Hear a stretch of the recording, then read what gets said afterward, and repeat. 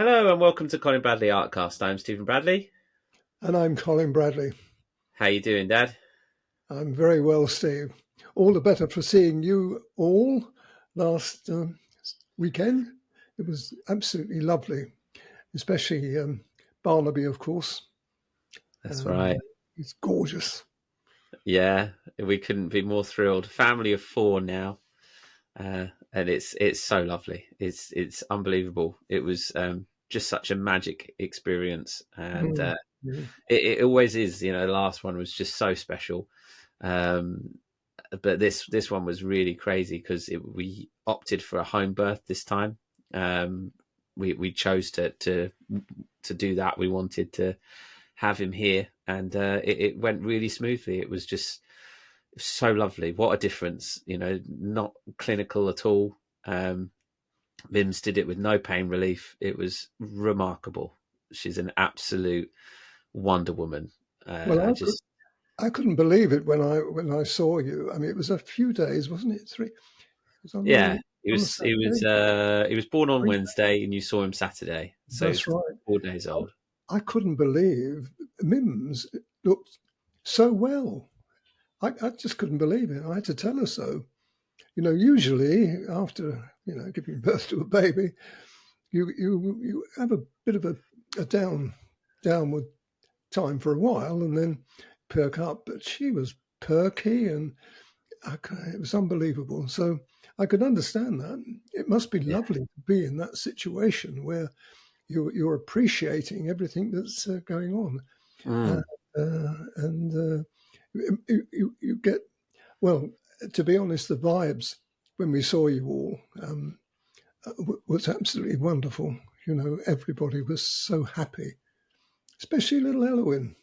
I mean, yeah. she she was absolutely besotted, wasn't she, by him? Yeah, yeah, she's reacted so perfectly, so empathetic. If he cries, she gets quite concerned for his welfare. You know, immediately recognizes this protector big sister role, and Mm. she's just she's been so lovely. You know, she wants to give him lots of kisses, lots of hugs, wants to hold him, wants to try and change his nappy, and um, yeah, it's been a real magic time. He's what 10 days old now. I'll hopefully bring him in a little bit, and we can show him to everyone, so everyone can have a Oh, little look at I him. love that.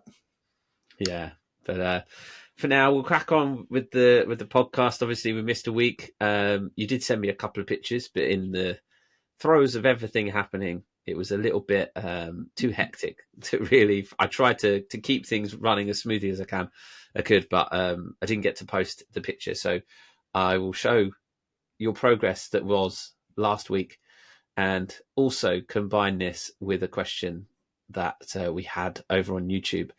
Um, and this was the progress shot, and we'll have a more up close version of this picture so people can actually see the progress on the picture a bit more clearly. But in this shot, um, we wanted to show off your studio space and how you set everything up, because we had someone on YouTube request a video tour, which hopefully one day it would be lovely to spend the time a little bit more. You could talk through a little bit more detail, and we could video the studio. But for now, we have this still photo where you can see you're set up with your monitor ahead of you, so you can see what the students are seeing on the camera. You've got the two cameras set up, the overhead camera and then the side camera if you want to address them. And then just, I mean, look at all those pencils you have. Is that confusing, or is that orderly for you? Oh no, it's orderly. I know all of the pencils now. I have to really if when I'm working out, the structure of the picture pencil wise. I have to know them, and very often one comes to mind as I'm working. I think I'm missing, and I know which one I'm missing. Even the Caran d'Ache, which was the latest arrival. No, it's not confusing at all to me. No, I find I'd miss it if I didn't have the pencils to call upon.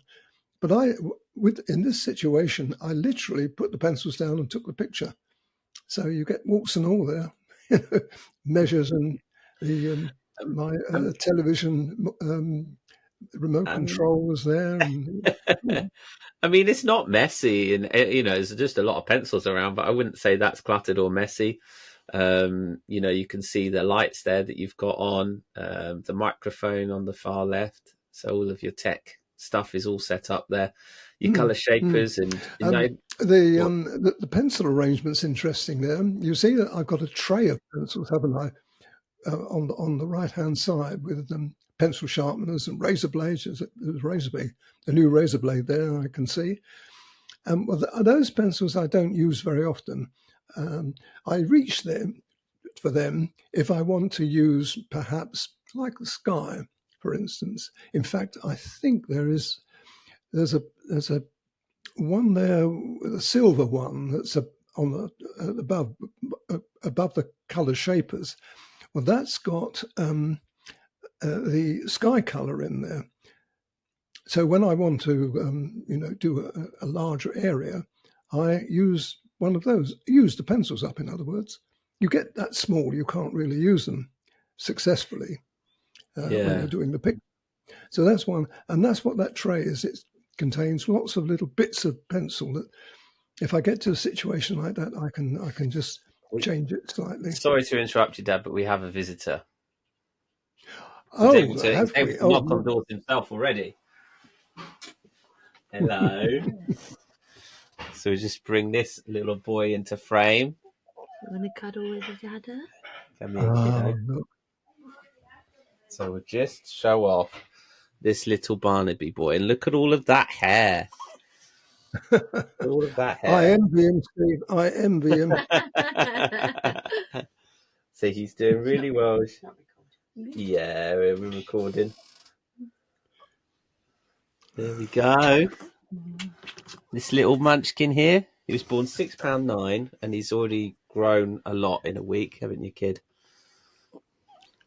He's looking so scrunched. So scrunched up. He's peeling away. But Very yes, good. this is little Barnaby.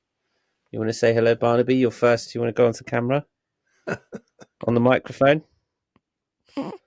Excellent. There you go. That's your debut, little boy. Thoughts of the day.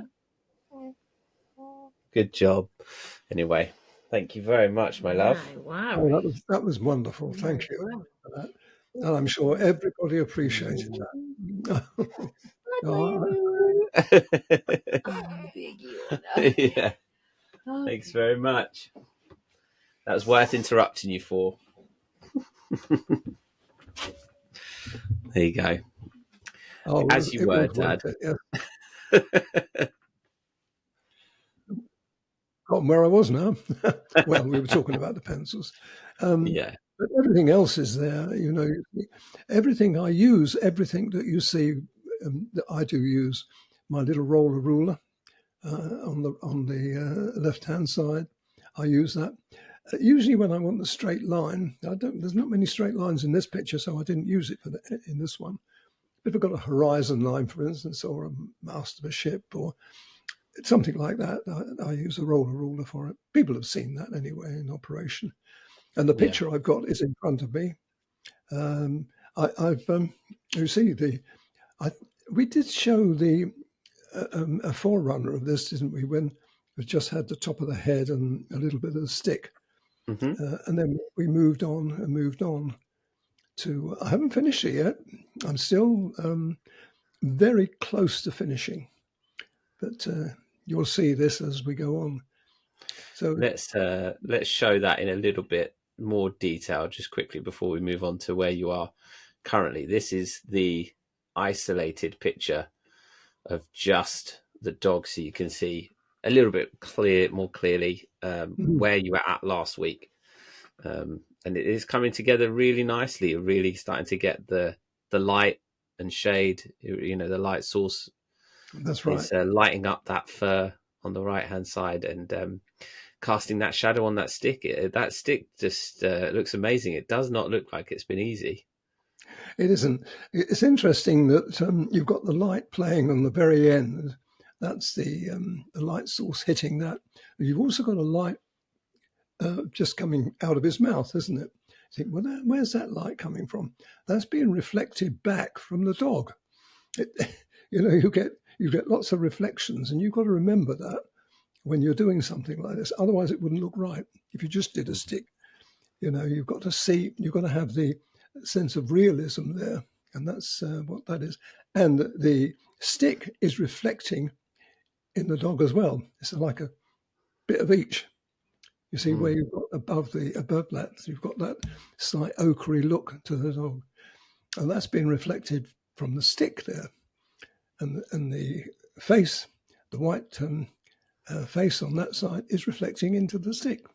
I think that's really interesting. Yeah, I remember you mentioned that last week, and I think that's just such a detail, like a fine detail to pick up, and such a great tip for anyone doing something like this in the future, to look out for things like that.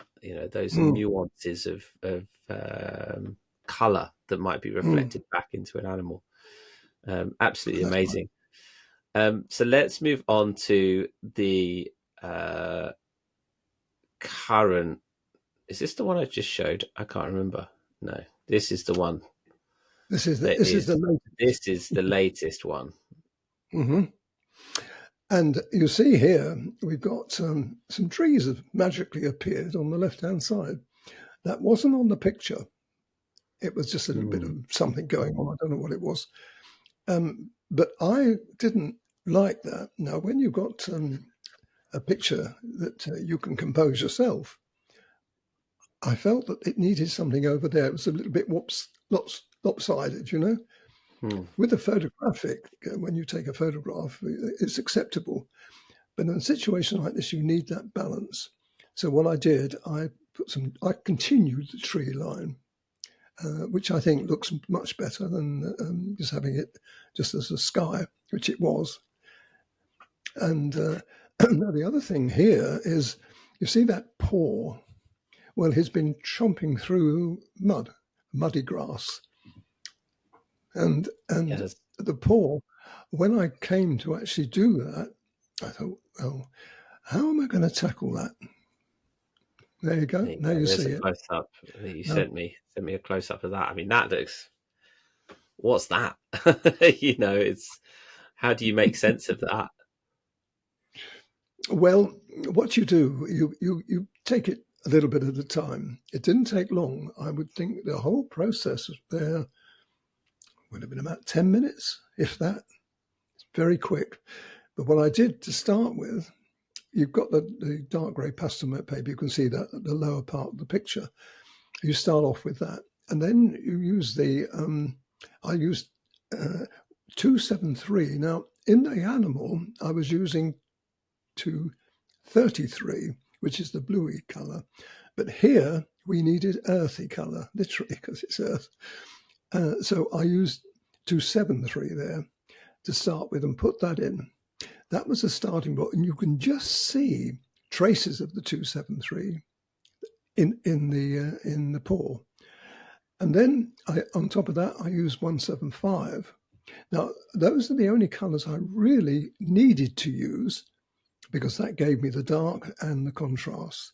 But I've also added some brown in there. I think it was 180, which is a nice brown, actually. I don't use it a lot, but it was perfect for this. And also 187, a touch of that as well. Just a tiny bit of black, I think. I touched in afterwards, but really most of that is 175. And stuff, because that doesn't really have any uniform, like when you do lots of other things that don't really have any form, because it's just mud and mess and fur and there's no structure to that. So I just don't know how you start putting a structure in with that. Well, it's experience for one thing, and when I look at the reference picture, which of course I have to, that's the only guide I've got, I can appreciate the colours immediately. I know what colours and I know what order to use them. But it's a question of working out. And when I was almost finished this particular sequence, I remember saying on video, now the key to this is to stop. Once you get to a certain point, stop. If you go back over it and think, oh, I think I'll do a little bit of this and a little bit more, that's when it all goes to pot. You're Yeah. wrong. So once you're happy, leave it alone. And that's what I did then. Gotcha. Just going to see if I can bring that the other picture back in, but I can't. I was just going to go back to the full view of that just so that we can see that, and then I can perhaps zoom in and all sorts. But yeah, that's it in context, which I think is great. Now you've seen it up close to see it at a distance, and just how kind of, you know, non-detailed it is, but further away, it makes sense. It's nice to see it close up, and then it's nice to have it at a distance, because you then appreciate it as part of the whole. And I really enjoyed this. Has been one of the most enjoyable projects I've done. I know I say that about all of them, but it has been really, because it's a bit of a challenge. You know, when I looked at the picture, I thought, I haven't done anything quite like that before. Usually it's sitting or standing or whatever. And I thought, I've got to create the illusion, if you like, of him bounding along and freeze frame exactly that. And I'm absolutely pleased with it. I mean, I haven't done any more. That's the last picture that I've done. That's as far as I've got so far. I haven't done any more. So you've seen it right up to date, up to this moment of time. But of course, if you look, I've got the grasses left. Yeah, it's shaping up to be such a great picture, and a really enjoyable picture to look at. You know, it's a really, really captivating, really lovely one that you can study, you know, for a little bit of time. You know, there's lots of points that I would quite happily sit here for a while and just analyze every little bit, but let's save that maybe till it's finished. We'll have a bit of more of a discussion on it, but it's shaping up to be really good, and as you say, something so different. So it will really challenge our students and give them a whole host of new skills and techniques to learn. It's wonderful. Thank you, Dad, for sharing. Oh, it's my pleasure. It's I love my work, and it shows. I think when you see a picture like that, you can see that you know you can't wait to get back to it. But I've had to be disciplined, you know, because I can't work that long. I think I've mentioned this before. I can't work that long now. I find I get to a point in time, and I know really I've got to stop at that point. And one of the great things about the pastel pencil is you could do that. Just put your pencil down, and then, you know, a few hours or the next day you come along, you pick it up again. You're exactly the same.